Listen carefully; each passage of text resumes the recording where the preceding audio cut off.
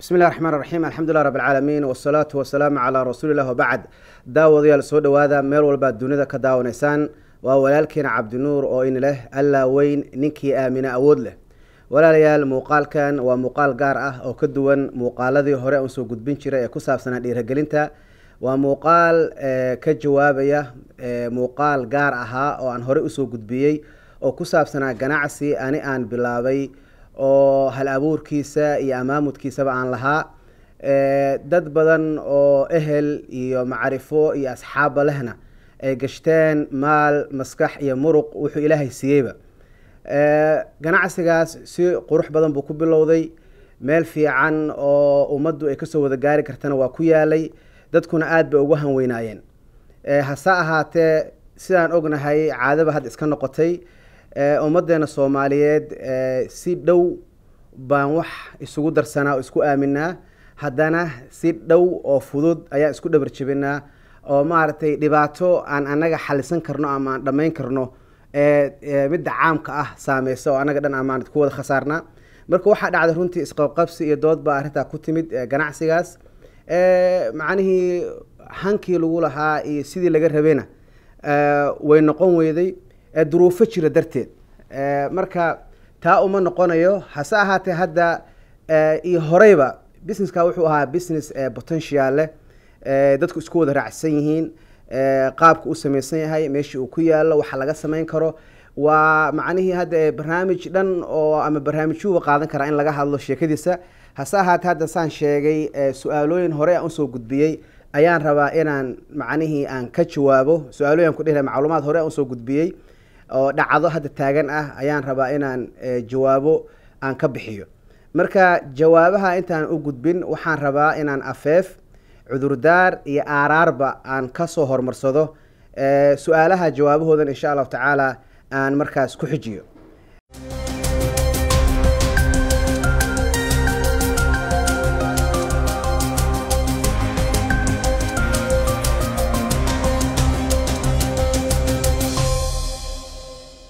afeef waxaa iga ah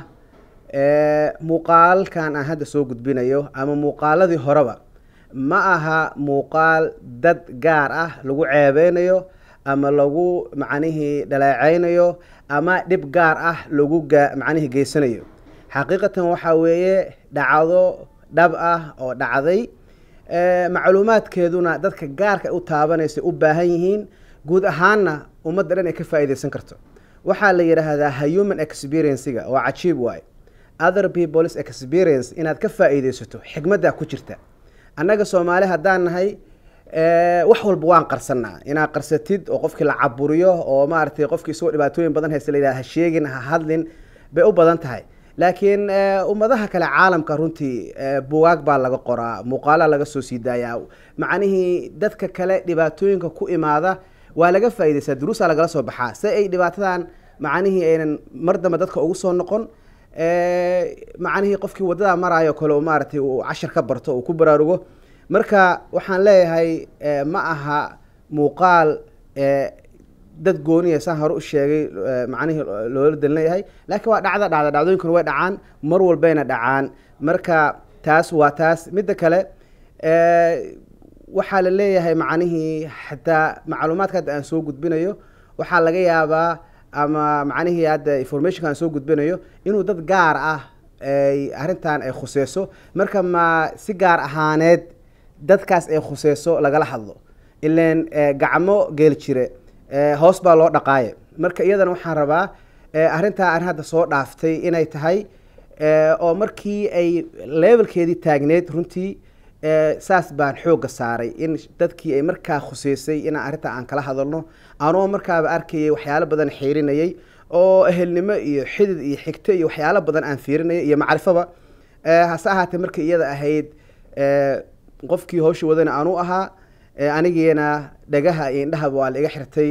marka waxaa dhacday inaan markaas aan de marba haddii level 1 level 2 level 3 marba level bay gaartaaye levelka ay hadda marayso bayna keentay say ku dhamaan doonto ilaahay baa raxmaanka ayaa og oo ka warqaba hase ahaatee waxaa muhiim ah inay dadku u arkaan maadaama la yiraahdo waa ganacsi inuu more private yahay more confidential u yahay dadka khaaska ah lagala xiriiri karo marka waxaa muhiim inuu qof walba ku baraarugo mar walba waxay ku xiran tahay dadka ay danta kaa soo gashay dadkaasaa waxay noqon karaan dad more rational ah oo macquul ah oo wax maaragtay xitaa hadday dhaceen kula dareemi kara hadduu xitaa khalad isaga ka yimaad dhihi kara am sorry saan macnihii igama ahayn saan bay iga noqotay hadduu saxsan yahayna dhihi kara saan bay wax ku saxsan yahin oo macnihii kula hadli kara marka taasaana marka imaan marka keentay in laga hadlo saas weeyaan sideedana aniga social mediaha aan ummad oga faa'iideeyo ma ogiye ma ihi dadka macni aadna ugu mashquula addicted ku noqday waxaa la yidhaha social mediaha dad uu qabsaday oo isaga hantaa jira oo iyaga dhanba uu controlo iyo dad social mediaha qabsaday oo controla macnihii dadna waa dad ka faa'iideysta oo arday ah oo ama ganacsi ha ka baranayo ama wax horaba ha ka barto dantiisa markaa ah ka faa'iideysan karo oo dadka uu ka faa'iideysanaya kula xiriira oo saas macnihii isaga hanta oo maamusho oo ka faa'iideysta dadna waa sida dad macnihii barayaal ah labada oppositekeeda ahoo inay xumaan kusoo gudbiyaan iyo kuwa xumaanta iyo maaragtay fadhi kudiroo kale maalan sheekada kaga noqoto oo maaragtay social media kaga noqoto marka anigu sideedaba waxaan u jeclahay inaan anigana haddaan xitaa galayana aan waxaan ka faa'iideysanay aan ka helo haddaan aniga wax soo dhigayana wax dheef laho ummadda ay ka faa'iideysan karta ay noqoto marka taas waa macnihii afeefta hore midda kale oo cudurdaarka ah inta waxaan uga cudurdaaranayaa dadka ganacsigan si gaar ahaaneed maskaxdooda iyo maalkooda iyo muruqoodaba geliyey oo goordhow markii ay arkeen macnihii macluumaadkan iyo dhacdadan dhacday ay arkeen ani xitaa eladooda oo yidhi maxaa mar hore noogu soo sheegi weyday ama igu qabsaday dadkaas marka waxaan leeyahay dab baa igu daarmay dabka markuu kugu shidan yahayna intuu ka yimid marka hore ma dhehis horta waa iska daminaysaa dhibaatada inaad xaliso aada maarata xoogga saaraysaa si gaar ahaaneed weliba waxaan isku daya waxa la ceebtaadoo kow ogtaha kun looma sheege bal inaan si aan fudud aan ku xaliyo intaan waxaan xalinayay bay arrintu macnihii ay qoraxdii ay kusoo baxday ee noqotay qorax soo baxday sacba laguma dado marka waa ka cudur daaranayaa dadkii aan wada hadalayna na waa saas oo anaa macnihii waan ka qanciyey ummadda kale uu gaari doonana hadday gaarin waa lasoo gaari doonaa insha allahu tacaala waxaan xoogga saarayaa inaan dadkaas hore iyo haddaba aan ka cudur daarto kana raaligeliyo dadka meeshaan hantida ku lahaa 3 qaybood weeye arrintaana inaan cudurdaarkaas dadka qaarkood ay ka warqabaan weeyaano dad horay ganacsigan usoo galay laakiin wuxoodii iyagoo dhammaystiran kala baxay oo macnihii ay ka baxay iyo dad aan qayb aan siiyey oo qayb qaatay iyo dad weli u wada dhiman tahay haba u badnaadaan macnihii dad runtii ehel ah oo intay xitaa geliyeen ma ahane deymo kale ay soo qaateen runtii ilaa hadda macnihii ku hawlaysan oo macnihii sacrifice badan usoo sameeyey marka iyagaa cudurdaarka labaad buu iga noqon doonaa lakin waxaan leeyahay dadkii meeshaan maal gashtay anigana markii aad arrinta igu ammaanteen oo igu aaminteen oo aad ii dhiibateen ama aniga magacayga directly macnihi ha ku timaado ama dad ehel iyo macrifo iyo saaxiibo aan ha ku timaado qof aan macnihii aan ka inkiro xoolihiisana ma jirto qof aan macnihii aan xumaan oo la qastayna ma jirto haddii aan xumaan ay iga timaadayna waa ka raaligelinayaa dadku bini aadamka khaladaad buu galaa marka ama uu ka warqabo ama usan ka warqabin marka waxaan leeyahay dadkii meesha ee maalka gashtay iyagana cudurdaarkaasa ka muujinayaa macnihi haddana waxaan wadnay oo horeyna u dhacay insha allah iyadana aan wadnaa inaan mar walba aan well inform ka dhigno kulamo gaara oo aan galnaana jirta waana insha allahu tacaala naga soo update garan doonaa insha allah tacaala arrintaas waxaana leeyahay dadku ummaddeena runtii ma la kala saaro waxa la yiraahdo mathalan asayi'a walkhata waldhanb waldhulm marka waa laga yaabaa aniga macnihii bashar ahaan inay qof xumaan iga gaartay ama uu iga tabanayo gaf baa iga imaan karaa dembi baa iga imaan karaa waxaan ahay qof bashar ah bini aadan ah aan macsuum ahayn bini aadamka dhanna waa ka dhaca runtii gafka qofka inuu garowsado oo khaladkiisa uu cashar ka barto oo wixii khata oo ka imaadan uu saxo wixii dembi ka imaadan ma aragtay uu istikfaarta iyo alla bariga uu badiyo iyo qofkii uu dembiga uu ka galay xitaa iska cafi waa arrin macnaheedu sharafta iyo gobonimada ay ku jirto laakiin dulmigu ilaahay subxaanahu wa tacaala naftiisana waa ka xaaraam yeelay ummadda dhexdoodana wuu ka xaaraam yeelay waana midda hadda ani waxaan aaminsanahay qof bini aadama oo aan qasab xoolo uga soo qaadayna ma jirto qof aan xoolihiisa ka inkarayna ma jirto bal waxaa jirto xaqiiqa oo dhab ah inaan dhexda u xirtay aniga oo magaca ehelkeyga iyo awlaadeyda iyo dadka ila dhashayba dhowraya inay si khaatimo wanaagsan ku dhammaato sidaa darteed baan markii macnihii ay dhibaatooyinkani waxaan ay dhaceen waxaan aniga nafteeda ugu sheekayay oo yar cabdi nuur markabkan waa markab raran xamuul culus wada xoolo badan ay saaran yihiin marka duufaano badanna iyo dabeelo ay ku imaadeen marka haddaa ka boodo oo dhahda haddogana waa macnihii go-aan iyo maaragtay qaraar aada gaari karto inaad go-aansato u dhawar adeegto aad dhahdo xeebta keen markabkan markaa xeebta keentana dadkii xoolahan saaran lahaa xoolahooda si nabada ha ooga helaan macnihii oo ha ku helaan taas buu iga ahaa runtii midaasaana xoogga saaray runtiina markii aan meeshii aan rabay uu imaaday oo aan israa'iil wax walbo dhib oo ku soo maray haddaad aad usoo dhawar adeegtay maanta insha allahu tacaala baa dheefteeda la helayaa bay dhacdadan ku imaatay waana maqaadiirta alle maqaadiirta allena waqti walbana waa dhacdaa waxaana anagana ka rabaa inuu qof walba muslima uu ku sabro oo wixii dhib ku imaadana ku sabro wixii macnihii wanaag ku imaadana uu rabbi kaga mahadiyo sida qeybta macnihii aaraarta igu imaan doontaba marka dadkaas saasaan uga raaligelinayaa si gaar ahaaneed waxaan ka raaligelinayaa dadkii ehelka ahaa oo intuu businesskaa jirayna xikmad iyo xoog iyo xoolaba ila geliyey i garab taagnaa maxaan ku idhaahdaana runtiina maalintii ay qofba dantiisa iyo duruufiisa aadayba bay dhibaatadaana dhacday intay ila joogeen runtii dhibaatada noocaan oo kale ma dhicin waxaana garan kartaa dadka ehelka ah oo family support systemku inuu cajiib yahay oo qofkii family support fiican haystana waxyaalo badan baa u hagaagi kara hadduuna haystana waxyaalo badan oo ka halaabi kara ayaa jira runtii intay joogeen oo garabkayga taagnaayeen oo wax walboo isku qababa la wada joogay runtii arrimahan oo kale ma dhicin waxyaalo badanoo hadda dadku ay jirkooda uu diidayo caqligooda uu diidayo hadda dadkan arrinta dhacdan hadda dadkana dhextaale ay ku timaado kalena ma dhicin waana arrin macnihii dee wax qoran oo kaa weynaa weeyaan marka iyaga waxaan rabaa dadka ehelka ah weliba dad gaaro waxaa jira saan sheegayba iska daa inay macnihii ay hanti keliya gashteen deymo usoo galay oo danooyin badan ay lahayn u bixiyey marka iyagana waan macnihii ka cudur daaranaya waan ka raaligelinaya haddaan intaas oogu soo gudbo afeefta iyo cudurdaarka waxaan rabaa inaan aaraar yar aan ka hormariyo intaanan jawaabaha aan usoo gelin waxaan rabaa inaan nafteyda iyo naf walba ku baraarujiyo dhacdooyinka waa dhacaan qof kastoo bini aadamna wuxuu u nool yahay waxa weeye mustaqbalka iyo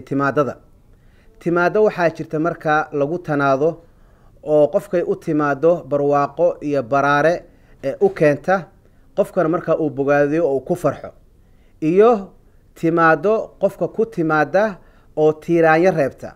oo qofka markaa ku dhalisa ama markaaba abuurta jawi murugo walwal fakar iyo cabsiba keenta haddii qofka marka hadduu ay ku timaado mid barwaaqaysanna waxaa la rabaa timaadadaas inuu mahadiyo rabbigiina kaga mahadiyo u fududeeyey dadkii ku caawiyeyna inuu macnihii u mahadnaqo oo maaragtay uu abaalkooda uusan ka dhicin oo ilaahay uu ku mahadnaqo ummaddii wax u gargaarteena uu kaga mahadnaqo hadday sidoo kale ay dhacdo timaado tiraaniyo reebta oo macnihii cabsideeda iyo dhibaatadeeda iyo walwalkeeda iyo fakarkeeda keentana qofku waxaa looga baahanya intuu ku sabro uu maaragtay rabbi subxaanahu watacaala uu ka baryo siduu oga bixin lahaa ummaddii hadhow kala qayb qaadata oo ku baraarujisana uu macnay uu kaga mahadiyo marka waxaa laga yaabaa anaga marka ay dhibaatooyinku ay kharaar yihiin ay dhibaato yihiin inuu qofka uu sharaysto laakiin waxaa dhici karta adiga dhib aad maaragtay dhibsanayso laakiin ilaahay dheefo badan uu kuusoo geliyo way dhacdaa oo suu ilaahay noo sheegay rasuulkeena noo sheegay sala allahu alay wasalam waxaa laga yaabaa adiga wax aad sharaysanayso oo khayr ku ah wacasa an takrahu shay-an wa huwa khayru lakum wacasa an tuxibuu shay-an wa huwa sharu lakum waxaa dhacda inaad arrin aad dhibsanaysaan weliba arrimaha dagaalka o kale hadda ayadan kale jihaadkii ka hadlaysay kutiba calaykum alqitaalu wahuwa kurhu lakum wacasa an takrahu shay-an wahuwa khayru lakum wacasa an tuxibuu shay-an wahuwa sharu lakum wallahu yaclamu antum laa taclamuun marmar baa laga yaabaa dagaal aadan jeclay inaad gasho dhibaato aadan jeclay inaad gasho ama lagu yirahdo gal aad ku qasbantay inaad ka hadasho ama wax ficil iyo macnay iyo fakar ba ka dhiibato oo aad gasho arrinta ayada waxaa laga yaabaa adiguna dhibsanaysa laakiin uu ilaahay khayr badan uu maaragtay gadaashiida u dhigay waxaaba laga yaabaa sida aayadda kale sheegaysa waa khayr badan in package intii lagu siiyo khayr badan oo aad u jeedin oo aad ka mahadiso ku faraxdo inuu ilaahay ka dhaliyo ومالك إله واسيء كل هاي هوانك وعاشروهن بالمعروف فإن كرهتموهن فعسى أن تكرهوا شيئا ويجعل الله فيه خيرا كثيرا. هوانكو يري إلهي سفي عن ولا معاملة سيدا هان هوان با هدي أي كسو قارتبا وحي كفي عنتا إلا لما عاملو هوان حداد لحن تنتو oo aad xasado oo aad la dagaalanto kuma guuleysanaysid mar walba macnaheedu dib ba qofka ka soo gaaray gobonimadan waxa weeye inuu la macaamilo mid alla noo sheegay oo haweenka la macaamil xaqiiqatan aniga markii hadda ganacsigan arrinta dhibta igu soo dhacdayna haween baa macnaheedu mas'uul ka ahaa waxaan xoog saarayay inaan la macaamilo oo u tag dad kale u dir waxyaalo badan baan sameeyay xaaska oo macnaheedu xidid yihiin u adeegso la hadal waxyaalo badan aan sameeyay laakiin ilaahay ma qadarin marka sideeda in general ahaan waxaan u wadaa waxyaalo waxaa jira adiga aad dhibsanayso oo dheef badan ay ku jirto hadda marka iyada ah xanuunka ku haya inaad dareemin bay u badan tahay laakiin hadhow aad dhahdo waa dhacdadaas waa u baahnaaba ilaahay ii keenay waa mahad ka mahadisaa dhici karta sideeda waxaan la yiraahdaaba shayga qiimihiisa hadda waxyaalaha bini aadamka aad u qiimeeyaan waxaa ka mid ah dahabka quruxdiisa iyo qiimihiisa waxaa la helaa marka dab lagu shido oo la dhalaaliyo buu soo baxdaa quruxda dahabka iyo qiimihiisa sidoo kale bini aadamka qiimihiisa wuxuu ku soo baxaa markuu dhacdooyinka dhibaatada badan ay imaato buu qiimaha uu bini aadamka leeyahay soo baxdaa waa maqashaa u maleynaa in badan wiilkaas waa geesi ama gabadhaas waa gaariyad kaas waa fulay kaas waa fariid dhacdooyin kala saartay baa jirta oo kuu sheegtay inuu kan deeqsi yahay geesi yahay dulqaad leeyahay ama gabadhu lafteeda gaariyad ay tahay caqli badan tahay karti leedahay macnihii ay qof macnihii wax ka dhiidhisa ay tahay wax fahmaysa ay tahay dadka waxa kala saaraya waa dhacdada iyada ah runtii haddii kale dadku waa isla sinaan lahaayeen waxaa la yidhi intay nabadu jirtaa ninba laba nin la egyahay inta la barwaaqaysan yahay qof kasta waa geesi qof walba waa caqli badan yahay qof kasta waa dulqaad leeyahay laakiin markay mashaakishu imaato dhibaatooyinka imaato weliba amri jaamica amri xitaa mararka qaarkood qof ma ahna qoyska ama qabiilada ama qarankaba kulmina u imaado markaasay dadku ay kala baxayaan marka waxaan leeyahay marka waxyaalahaas waxaa laga yaabaaba inay adiga intay ku dhisaan adigana dadku ay ku bartaan oo waxa aad tahay shakhsiyadaada quality-gaada ay soo baxdo adiguna dadka aad ku kala barato oo dhacdo la isku barto ay noqoto waxaana la yidhahdaa dhacdo walba maxaan ku idhaahdaa dhacdo walba oo imaata ma daa-into waxaa daa'ima dadka adag baa daa'ima xaalad adag ma daa-into waa midda rabbiga noo sheegayo dhahayo fa ina maca alcusri yusran ina maca alcusri yusran meel kale sayajcalu allahu bacda cusrin yusra mar walba marku hadduu culays imaadaba fudeed baa ka imaada marka aaraarta waxaan leeyahay dadka qaarkood waxaa laga yaabaa markay wax dhacaan inay dhibsadaan iswalwaliyaan dhibaato ka dhigaan waxweyn ka dhigaan marka adduunkan wax walba koonkan saarana waa kii dhammaado oo iska taga waxaa bini aadamka ugu daran uu waayo waxaa ka mid a naf waana laga samraa marka inuu qofku wax ka dhiga ma ahane war dhacdadan waa dhacday caqli lagu fiiriyo qalbi fiican lagu fiiriyo dhacdadii ma aragtay sida macna u fudud oo lagu dhameyn karo lagaga gudbi karo laga tashto saasna looga gudbo noloshuna saas ku soconaysaa marka taas intaas weeyaan intaas marka haddaan uga gudbo afeeftii cudurdaarkii iyo aaraartiiba waxaan marka aan hadda aan guda galaya inaan ka jawaabo su-aalihii oo ahaa su-aalo runtii muhiim ah oo ka yimid muuqaalo aan hore usoo gudbiyey waxaa markaa la weydiiyey dadku way fahmeen inuu meesha ay buuq iyo dhibaato iyo meesha ay ka jirto laakiin dadkii qaarkood uma socna waxa ay tahay dhibaatada jirta iyo xadkeeda inta uu leeyahay marka saan hore u sheegay meeshan ganacsi wuxuu ahaa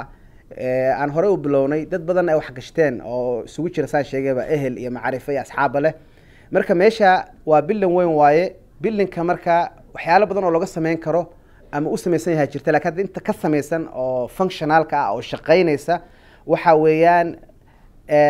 qeyb child care center ah oo xarun weyn oo xanaanada caruurta ah iyo qeyb kale oo makhaayada iyo hoolka ah marka guud ahaan 3 shati bay leedahay oo license marka laga hadlayo child care license makhaayaduna 3 license bay leedahay oo makhaayada waxay tahay 3 business oo hal business la مثلا waxay leedahay macnaheedu shati ah restaurant license, waxay kaloo leedahay shati ah catering license, waxay kaloo leedahay shati ah entertainment license oo saddex ah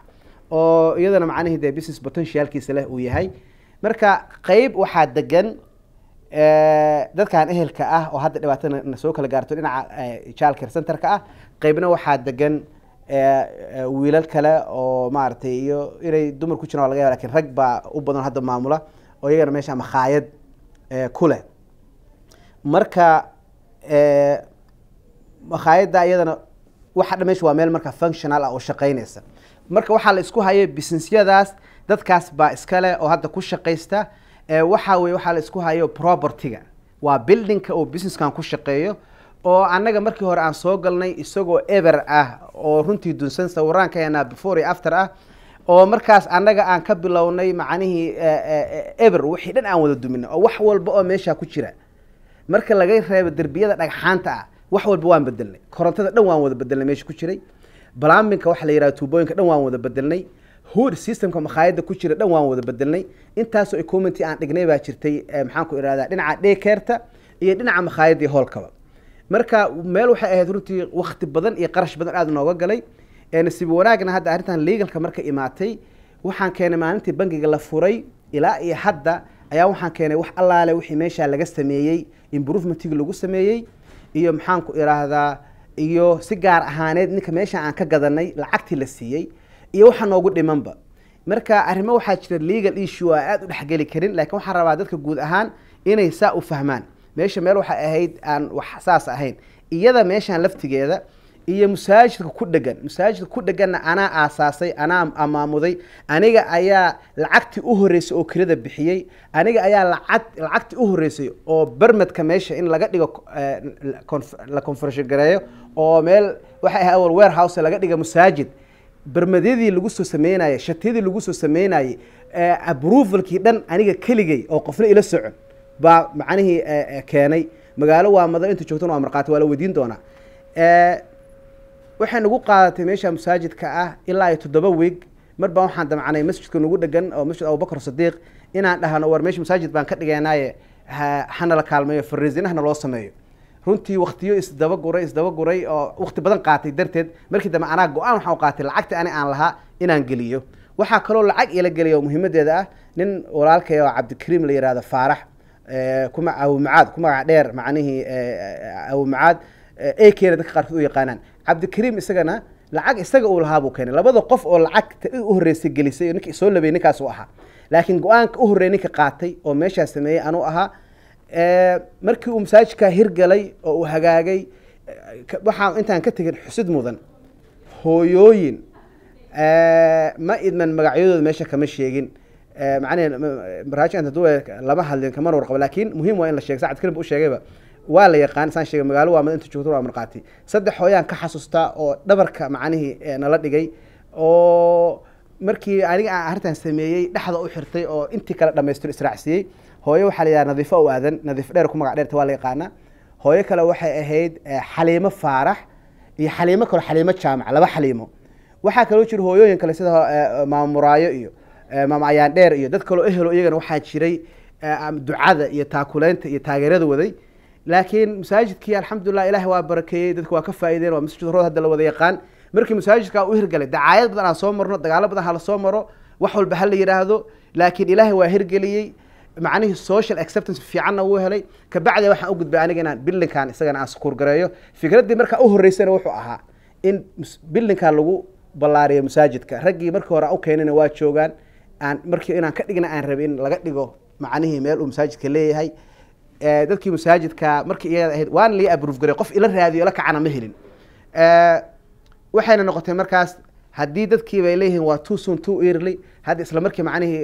ma xawaaraha kuma socon karno, ma aadi karno, bay waxay noqotay inaan marka meeshii awal non profit laga dhigi lahaa inaan for profit u bedelo oo dad kale fikradda u bandhigo oo sidii fikraddii ay ku bilaabato. mar dhexda xitaa mar baa waxaan damcay masaaj ku soo celiyo oo ku soo wareejiyo, laakiin dadkaas markaa u bislayn aan diyaarna u ahayn, iyagoo markaa cudur daaro iyaga markaa istusayeen macquulna noqon karaa markaas sheeganayay. marka propertygan markaasaan soo helay, iyadoo waxaan soo helay runtii eber ah before and after picturesna waa ku haya oo ku tusi doona insha Allah tacaala. marka saasay taas ahayd markii hadda aan wax walba ku soo maro dabeelo badan imaadeen aan xeebta keenay aan isra xoolihiis waxaan ha laga helo markabkaan adaa wada ha laga helana arrintan baa ku timid marka guud ahaan inay fahmaan waayo dadka propertygaas weeyaan inta haddaan kasoo gudubno su-aasha kaleoo muhiimka ah oo igu timid oo aada u muhiimku ah waxa weeyaan haddii cabdinuurow ninkaan contract ini ka dhexeeyey contractigaadan oo contract shaqaynayay oo faalida uu ahaa maxaa keenay ama keeni karaa ama seebuu u awoodaaba inuu adigii oo contractiga saa faalid u yahay inuu qof kale kugu dulgado oo qof kale uu kugu dul faliso marka dadka arrinta ayagoo ka qaadanaya loo sheegay in la yidhi cabdinuur meeshaan markii hore kiradii buu bixin waayey foreclosure baa propertyga laga dhigay courtii maxkamad bay aadeen ninkiiba maxkamadda courtii usoo xukuntay isagoo ninkii naag etoobiyaanada wata oo raba inuu dad kale ka gado baa ay macnihii ay mako childcare center ama maama mako laftigeeda u yimid oo uu la hadlay oo saasoo heshiis ku galeen hadalka saasuu ahaa ilaahay baana qeybka og laakiin waxaan kuu hubaa oo xaqiiqan ogahay contractiga waa contract qoran oo yaal waana valid waana niin soo saari doonaa shaashadda waxaa dadku isweydiinaya hadduu valid yahay loop holiska uu kaa soo geli karo waa intee ilaan meeshaan meel aan iska soo geli karin ma laha waxaana la yidhahda nafta bini aadamku waa vulnerable anytime baa lagu dagi karaa naftaada xitaa la dili karaa hantidaada iska daaya ilma dhorta dhaa soomaalida maanta haddii white house kala damca in la galo meel laga galo lama weynayo waxaa la yidhahdaana every system has a weakness meel laga soo geli kara baa jirta marka intee waay ninkaan loop holiska uu soo galay uu rabo in wax ku gato waa loop holiskee waay marka horta waxaan rabaa inaan cadday dadka laba arrimood mid waa midda koobaad contractigaas 2017 aan saxiixnay oo nidaam cusub oo markii ani aan isku dubariday oo isaga aan kula heshiiyey buu ahaa waaba sanadkaad soo dhaafnay wuxuuna ku ekaa 2022 waa arki doonaa isagii unbaa waxaa la sameeyey baa contractka la dul dhigay oo falisaad ah lacag 200,000 waa loo saaray maxaan ku yidhahda waxaa 1,100,000 baan kaa siineynaa waxaa kaloo loo sheegay macnihii lacagtaa 350,000 oo ka mid in upfront loo siinayo oo down payment ah waxaa kaloo loogu daray 39,000 lacag 40 ku dhow oo la yiraahdo waa origination fee macna lacag almost 400,000 oo dollar la yiraahdo wataas waxaa taa iyadana ka sii daran oo dadku aad isku weydiin la yaabna waxa weeye oo contractiga lagu falisay in la yiraahdo meesha aniga mesela 5,800 aan ka bixin jiray in la yiraahdo 22,000 baa bishii lagu siinaya marka labada contract iyagoo maartay diyaaran ku soo dhigay shaashada oo fiirin kartaa waana la baari karaa waa yaalaan marka ninkaan meeshu iga soo galaa waxay ahayd kira in la bixin waayo horta meesha dhigma ahayn oo kiradiis ilaa October waxaa hayaa jeegagii uu qaatay iyo bangiyada dad waxaan joognaa information age wax walbana digital ay yihiin waan hayaa meesha uu ninkaan iga soo galay waxaan rabaa inaan u sheego dadka sanka hadii laga jibo lagu dhufto dhiig ka daaya inaa qarsato ma aha hadaa dhado warsanka lagu dhuftay dhib ma laha qofka bini'aadamka weakness ama gaf ama khalad intuu galo laga faa'iideysan karaa laakiin waxa fiican laakiin uu dhihi karo waxaan ay ku dhacday saan inay ku dhaceen ma garat wax dhibaato ma jirto ceebna ma jirto dhibaatana ma laakiin waxaan rabaa meesha uu soo galay waxay ahayd property taxiga canshuurta county-ga lacag isaga uu qaadanayayna ma ahayn lacag dawladda weeye waxa ugu badan dawladdu kugu siin karto waxa waaye late fee inay kugu saarto oo aad macnaheedu aad bixisid meeshaas ahayd ta uu hadda uu soo qoray oo dad aan hadhow magacooda meel ka keeni doono ay ka dhigeen 4 bilood oo lacag la bixin waayena ma aha intii contract waliba aan property tax aan isaga kala hadlay aan dhahniyo arinta aan damacsanayna kala hadlay oo isaga xitaa uu sii bixiyay fiiriya ahayd inaan qorshooyin marka aan rabay oo mesela makhaayada la damacsanayo marka arintaas soo dhameeyana isaga isku nimaano markii aan dhameeyayna macnihii dib loo arki waayo sheeko dheer hadda aan macnihii legal issue dartiis aan macnihii aan u soo galeynin contract waxa aan ku sheego intaas buu ahaa waa valid meesha kaliya loopholes ka soo galayna warjira waxa kaaru imaan runta iyo beenna masina xaq iyo baadil wixiina wax qoran waaye oo yaala taas weeyaan kaas horta taas ku ahaa isaga ethic miya waxa uu sameeyay wax moral miya ma wax ma aragtay iyo dadka kale ay sameeyeen miya wax kale waa sheeko kale iyada meesha taala waxaan rabaa marka ninkan macnaheedu contract naga dhaxeeyay waxay fursad isku heleen dad aniga markaas tenantigayga ah oo buildingkaani aan lahaa degnaa macaamiil ii ah dhinaca kalena de waxyaalo badan oo ehelnimo xididnimo isaga dhaxeeyaan arrinta ninkaasay wada hadleen waxyaalihii ku wada hadleen marka waa waxyaalaha su-aasha igu imaanaysa oo la leeyahay war qof ama xigta ah ama xidid ah ama muslin ah ama soomaali ah oo ilaa xadkaa kaa warrami kara oo nin kale ajnabi u sheegi kara ma jire maxaa ina ka dhaxeeya oo dadka adinka meesha wada degnayn ilaa xadkaas ay u galayaan ninkaase maxaa iyaga la isu geeyo isu arki karaan marka ninkan wuxuu samayn jiray si ii caddeeyeenba dad ehela oo meesha ila maamuli jiray oo magaalada jooga dhowr mar waa imaan jiray anigana waan ka warqabnay awal laakiin markuu imaado war cabdinuur la hadal baa la dhihi jiray oo wixii markaa noo yaala anaga ka wada hadli jirnay laakiin dadkaan markuu imaaday sida loo badinayo connectionka waqtigu imaada ilaahay baa garanaya mar raba inaan aan kusii xadgudbo arrimo legal issue darteeda jira iyo hadhow kule caddeemo imaan doona laakiin wuxuu sameeyey dadkaan isla hadleen waxay marka iyaga sameeyeen oo hadda iyadoo dhegeysi ayaantii soo bandhigay su-aalahan ay ka imaadeen dadkuna aad oo la fajaceen oo la yaabeen waxay ahayd in aniga cirdigayga iyo sharafkayga iyo sumcaddayda weerar macnaha qaawan oo aad u baan lagu qaaday heer la gaaray in waxaa la yidhaha below the belt suunka waxaa ka hoosey cawradaada qofka inuu ka hadla caruurtaada cailadaada reerkaada meeqa xaas buu leeyahay meeqa caruur buu leeyahay ilaahay xadkaas taas ba xitaa waxay keentay in la yidhahdo horta codka ninkan laga soo duubay isagii ma yahay waxaa la ii sheegay dadkaas soomaali isaga la shaqaynaya inay dhaheen cabdinuur nin kaloo actor ah buu keensaday oo ninkaas ma aha iyagoo raba inay diidaan hase ahaatee waxaa cad adduunka aan joognana adduun oo scientific wax walba la proof garayn karo oo haddii forensic files la geliyo la keeni karo weeyaan marka isagii codkiisii weeye they wanted to buy it and they had the cash and I'm like well you have to pay cash because I otherwise coulda woulda shoulda you know what I mean the cash talks so essentially what happened is very very quickly I got into a deal with them we arrived at numbers significant enough to pay a downstroke to buy it waxay rabeen inay gataan waxayna haysteen lacag caddaan ah cash anna waxaan idhi waad inaad ku bixisaan caddaan cash sababta ma og tahay haddii kale waxay iska noqon hadal waan hayaa ma hayo waan awoodaa ma awoodo bas ma og tahay lacagtaa hadashee cash talks that's when they would tell me all the stories about Abdullah not stories facts and they said they just went on and on and on and on and on and on and on I could tell you bazillions of stories and they told me all sorts of things it goes on and on and on marka laga yimaado intaa muhiimadda waxaa weeye oo si dhaqso ah u dhacay oo aan la gaaray heshiis waxaana ku nimid inay dhigaan lacag qiimo badan oo aad u weyn oo ay ku qaadan karaan waxay ii sheegeen sheekooyinka ku saabsan cabdalla waa cabdinuure oo dhan sheekooyin ma aha waa xaqiiqooyin dhab ah way ii daldalmeen oo iska hadleen on waxaan kuu sheegi karaa bilyanis balaayiin sheekooyin ah waxay ii sheegeen wax walba way iska socdeen oo ku socdeen on I think he has either 3 or 4 wives and how many kids I have no idea waxaan u malaynayaa inuu leeyahay 3 ama 4 xaas iyo meeqa caruur ah ma ogi fikrad dhan kama haysto marka isagii codkiisii weeye isagaana wuxuu leeyahay waxay rabeen inay gataan cash bay haysteen waxaan ku yidhi cash ma ku bixinaysaan cash talks waxay dhaheen haa waa ku bixinaynaa lacag badan oo aad u qiimo weyn bay ii dhigeen kabacdiba waxay iga sheekeen sheekooyin badan oo cabdalla ku saabsan aniga ah cabdinuur wuxuu leeyahay macnihii waxay ii sheegeen bazillions of stories balaayiin sheekooyina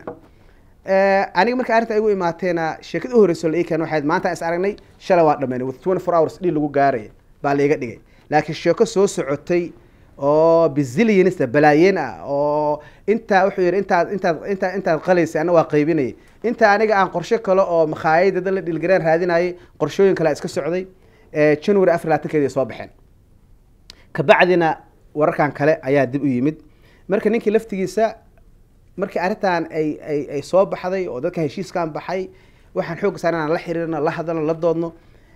nin aniga senior consultant ahaa oo magaalada caanka ah dadku yaqaan Umar Jamaal la yiraahdo aad ii caawiyay soo galay arinta soo dhaxgalay ninkaana la xiriiray u sheegay dadka in ehel yihiin xigta yihiin adigu wuxuu gaarin kaan xitaa phone the morning soo wactay uu ka seexan waayo oo mararka qaar kood isagoo xitaa macnaheedu معناه جوجوش يقبون ويصور عمر جمال ويرينه ضب معناه هو دبعت هيست بروبلم بدنا كوجرا عمر جمال وحول لا شيكي وحو قaan kula gaaray inuu arrinta keeskan sadal gareeyo oo heshiis qaato oo aniga waxyaalo naga codsaday oo lacaga uu maartay la siiyo arrintii marka looyaradeeda u sheegay looyaradeeda markii intii arrintii ay qoreen ay looyaradiisa u direen ka bacdi haddana waxaan soo gaartay inuu dhiil kale iyaga la saxay warkaani soo gaaray wuxuu ahaa inuu yiri ninkan baan settlement la qaadanaya court iyo lawyer waxa ma sii gali karo haddana haatay filiskii meesha ka sii socday oo markiiba hadda March 13keeda baaba waxa la dhigay lacagtii oo cash markaas intii ka horeysay January ilaa iyo March gorgortanka ay doodana socday markuu yiri gorgorta waa qaada loo dirayna waxa la yiri may waxa noo sheegtay anaga in meeshan legal u leedahay aad gadan karto isaga marka laftigiisa dagaal kale dood kale la geliyay hadal iyo murtidiisa waxa markii dambe soo baxday in uu yiraahdo hadaad lacagtaas ii dhigtaan escrow account la geliyay lacag isaga qaadanayna ma bangi baa la geliyay escrow account hadaad dhigtaan waan dagaalamayaa waxayga markaan soo ceshtana waa isku iimaanayna marka waxa la galay purchase conditional purchase agreement oo ku xiran qaadiga wuxuu dhihi doon dadka inta waxa lagu sheekeeyay la yiraahdaa meeshan waan gadanay barafka anaga ka xaqana anaga maartay caleemaha iska qaadna anaga wixii ka halaaba sameysana xaqiiqatan day keerta iyo makhaayadaba contract yani u siixay ba waxay ahayd mas'uuliyadooda inay barafka xaqaan oo macnaheedu maxaan ku iraadaa wixii adeeg common area maintenance-ga la yiraahdo iyaga mas'uuliyad yihiin oo biyahooda baxsadaan kortooda baxsadaan gaaskooda baxsadaan heshiiskii waxa qormo contract-iga yaala taa marka inay dadka u tusaan inay meesha gateen oo la soo wareegeen oo maartay iyagu leeyihiin dadkan u sheegin in wixii court wali uu ku jiro oo wax court lagu kala baxay aysan jirin anigana aan meel cidla ka qaylinaynin meel cidlaana macna waqti iyo lacag aan la gelinaynin arrin dhimatay laga dhigo oo ninkan isaga maartay iska digi doona ma aha xaqiiqatan xitaa daal kaliya ahaan lahayd si hooyada ku talisaan yeeli lahaa oo war islaantan ilmahaada ay u tahay xigtay yihiin ilmahaada wax walba ka qiimo badan u badaa hase ahaatee waxaa dhacday in aniga dad badan oo ehela macrifa asxaab lacag igu aamineen meel ay igu cafiyeen oo iga tageen aysan jirin waxa marka dad leeyahay ani waxaan leeyahay ka tagi kartaa waa runo magaca ilmahaada dadka aad dhowraye wax dad leeyihiin dadkiina ay kula soo xiriirayaan wuxuudin oo doonayaan umatiga waa inaad dagaalantaa ilaa ay nafta ka dhacdo ama ma aragtay xoog iyo qasab iyo waxa awood lagaaga qaado oo qofku waa laga guuleysan karaa xoog waa lagu muqonin karaa iyo ma aragtay mid kale la muqonin karo waa Allah haday duruuf ka heliso oo xoog iyo xoolaha iyo xikmad lagaaga badiyo hadeed waxa way inaad dhahdo dib u gorasho xeelad dagaalo waqti aad awood yeelato ay maato iyo ma aragtay inaad iska dulqaato waxa qabsan kartaa qabso waa meesha laakiin inta aan noosha dagaalami kartid ee naf iyo maal iyo wax walba heli kartid waa inaad ku dagaalantaa waana meesha hadda runtii aan taaganahay dadka meesha kule ila taagan yihiin marka arrintaas ninka marka waxa dhacday inuu nigel wax la yiraahdo bidding war gorgortan ma maqli jirtiin la yiraahdo waa 100 yaa ku diray 150 yaa ku diray 200 yaa ku diray anaga marka inta kala hadalno inta hadana la hadlay isaga labadayna waa marka la isku halisaya marka arintaas maxaan ku iraahdaa wali waa mucaqad waxayna mucaqad ku tahay koortiga soo baxa dadku waxay isweydiinayaan war dadkan xididka iyo xigtada aad tihiin ma xumaan hor leh oo niga dhaxaysaa jirta xaqiiqatan inta aniga ogaanteedu ay tahay wax xumaan ah ama colaytana oo naga dhaxeeyay ma jiro dad muddo dheer hadda xid ahaana waanahay waxaan wanaag iyo barwaaqo guud oo macnaheedu naga dhaxaysa oo inta dheer oo aniga aan ogahayna xaqiiqatan ma jirto marka ninkan isaga ah mar walba isaga wixii soo bislihiin banaankeen u yaalaan dhinac walba u dhacdo isaga dheeftiisu arkaa awal anagana uu soo dheefsaday oo haddaan dhibta uu nagu hayay inta la egtahay aan ku baraarugnay oo aan dareenay haddana isaga wuxuu leeyahay dadkaana dhamgare dadkaan kalena qaado oo isaga shilinkiisaasa macnihii suu ku heli karo xirfad iyo xoog iyo xeeladba buu sameysanayaa marka waana mid su'aasha ka dadka ugu imaanayaan oo aad isku weydiinayo ay leeyihiin adiga ninkaan ma la dagaashid oo dad kale oo ehela oo Soomaaliya maxaa isku wadataan marka meeshaan qaanuun waxa jira la yiraahdo the law of cause and effect wuxuu ku leeyahay qaanuunkan natiijo walba ah hayso waxay ka dhalatay waxyaalo hore loo sameeyay marka inaad raad raacdo oo xididkeeda soo ogaata wax ku xalin kartaa laakiin hadaad maanta dhan aad symptomskan hore aad la dagaalamayso laakiin waxaan meeshii ka imaadeen aad raad raacin aad ka warqabin weligaad meeshaan ba ku dagaalamaysaa naftana kaaga dhacaysa marka fiirisid qaanuunkaas waxa ku soo baxaysa ninkaanba in laga daran yahay oo isaga dhibtiisa waa la contain garan lahaa waana la qaban lahaaye qofka motivate gareeyay inspire gareeyay macluumaadka siiyay maan gudlin غير caadi ku sameeyay oo wax xoolo extra ah 200 kun ku heli karo bil walbana lacagtii la siin jiray afjibaarkeeda ku heli karo haduu ku bursan karo waynad haduu ku burbursan karo oo waxa uu ka qaadan karo uu qaadanaya qof meeshan u aabiyay ma jirto wada waxa joognaa capitalist ah oo hanti koosada oo dollarka uu ilaah la caabudo oo ka yahay marka wax uu ka galay runtii ma jirto marka dad badan waxay leeyihiin idinka maxaa isku qabsanaysaa ninkan ma la dagaalantid ninkan ma macnaheedu aad isaga weerartid oo isaga iska celisid isaga waa la weerarayaa meel aan lagu soo xirayaa waana ereyga markii maamada habarta ii sheegtay waxay tiri ninkan hadii dacwo niga dhaxaysa idinka isla aada kama harnay March 13 haddana la sixdan saa hore inagu soo sheegayba marka arinta waxay la mid tahay waxa la yiri sheeko murtiyeed baa jirta la yiraahdo leeb ninba waxa la yiri leeb lagu dhuftay saa leebkii intuu iska saaray buu jibiyay haddana leeb kale lagu soo gamay oo iska saaray wuu jibiyay markii kale waxa la yiri leebkii baa la hadlay wuxuu yiri maxay jibinaysaa iga rabtaa iska hideesid maxaa dhacay aniga waa la soo ganay meesha la iga soo ganay ma jibisid hadda meesha laga soo ganay waa qaasadii hadii la jibiyo maxaa leeb lagu soo ganay waxba Soomaa ninkan waa la soo ganay yaa soo ganay dad ehel kula oo luqadi kula wadaago oo diinta kula wadaago oo dhiig kula wadaago oo qabiil kula wadaago weeyaan marka laga reebo gabar aan sheegi doono waxyaalo badan macni la wada wadaago marka laga reebo aan ku dhina lafteeda taas marka qabiilada guud Soomaaliya waa qabaa'ile waa kula wadaagtaa marka waxa dhacday dadkaadi inay la hadasho oo idinkii maartay isku soo guurguurataan oo wada hadashaan bay ahayd albaabada laga xirtay indhaha laga xirtay dhigaha laga xirtay wax waalan baa laga dhigay waxaadana banaanka in la leeyahay baa la ictiqaad la aaminay marka maxaa sameynaysaa inaa hadasho oo dadkii la hadasho u sheegto waa ku qasbanaanaysaa wixii aad ku dagaalami kartana aad ku dagaalanto marka tan iyada ahna waxa ahayd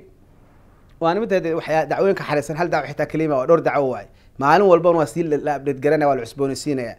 saadaan sheegdo had macnaheedu aan arinta ka sheegi karnaa karo maartay dadku ogaan doonaanba waxa mastermind laga dhigayaa oo dadku markay isweydiiyaan ay leeyihiin war qofkan macnaheedu maamadan ma ka ah kala midalan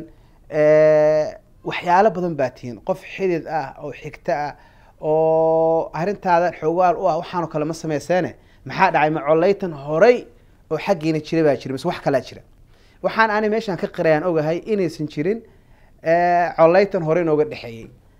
dad baa xawaad dabcan meesha wax ka raadiyaan aan u sheegaan rabo ma jirto waxa kama jiraan ilaa hadda xurmadii wanaag waxaan ahayn naga dhaxeeyay ma jirto marka waxa marka la leeyahay arigana waa aqaana maamadan sodohda runtii qof ilaahay xadkaas talaxtay kara ilaa hadda aan ma aaminsan inay noqonayso waxa leeyahay gabar hadda meesha iyada saaxiibay yihiin oo ayaan Axmed Saalax la yiraahdo oo inta aan maamada isku nahay aan isku ahayn iyada ba waxa la leeyahay sheekooyinkan aan la qaadan karin iyada loo badinaya loona saaraya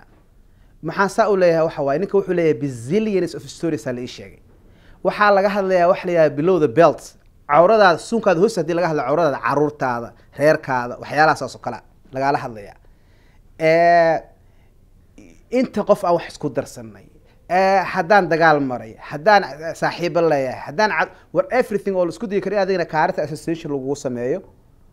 ninkaana caqligiisa iyo qalbigiisa lagu kasban karo loona fududeyn kara arinta ninkaan nin macnaheedu dad lehna ma aha nin macnaheedu cadu badan leh weeye sheekooyinta aan waxba ka jirin oo xaqiiqo maartay oo qofka wax urmooga ah macnaheedu lagu waali karo baa loo sheegay isaguna uu ku waashay runtii oo ilaa xadaaf maartay uu gaaray oo waxna uu aabiyeeleen ma fahmaysaa marka gabadhan waxaan xoog saaray inaan la xiriiro hooyadeed oo la igu yiri maamo qamar shire maamo waxa la yiri runtii aad u qiimo badan waa dadka yaqaan ayayna mar baan la kulmo wax wanaag baan dhaxmaray maamadii aan raadiyay waan waay macnaheedu telefoonkeeda laakiin waxa helay business maartiga leeyihiin businesskii baa raadi odayga maamada qabay oo gabadh aan dhalay Axmed Saalax baan meesha kula kulmay isagii markaan isku sheegay inuu xiraado kuma aqaane qof adna ku yaqaan aan raadiyo aan kulano meel masaajid aan ku ballanay numberka markii ka cusub xir numberkayga iyo numberka xaaska ku siin maayo masaajidkii aan ku ballanay oo aan ku sugaayena iguma imaanin imana soo cudur daaran oo ma dhihin arintaas ay qabsatay dabcan telefoonka duu raadi wuu heli lahaa laakiin uu ka gaabsaday inuu ila imaado arrin waxa xitaa la gaarsiinay in lacagaha meelo badan ilaa Soomaaliya xamar laga keenay oo lacagahan ah arrimo markaas hadda inaan legal si dhaxgala ma aha laakiin murtidu waxa weeye war jiraa cakaaru imaan arrintaana macnaheedu dadku waa ku jira waa isla imaan doonaa saan sheegayna inaan information sheegaan rabaa inaan qof aan qadfo ama meel ku sameeyo ma rabe waxaan rabaa inay sida wax u jiraan iyo inta macluumaad aan meesha soo dhigo marka gabadhan ayaan awal business kuma jirin hadda lagu la hadlay laakiin business isku soo qortay kulli authorized agent bay ka tahay hadda daycare bay ka tahay wixii legal aspects isbedelay waa wax dhow discovery process ka socda lagu ogaan doono iyo macnaheedu sabiinooyinka imaanay haddii la haydno marka arrintaas guud ahaan saas weeye su'aalihii ku imaadeen saasan kusoo gaabin doonaa wixii kaloo dib ka imaada anaan ila soo socodsiin doona waxaan ini kaga tegayaa maaragtay intaas iyo nabadgelyo والسلام عليكم ورحمة الله وبركاته.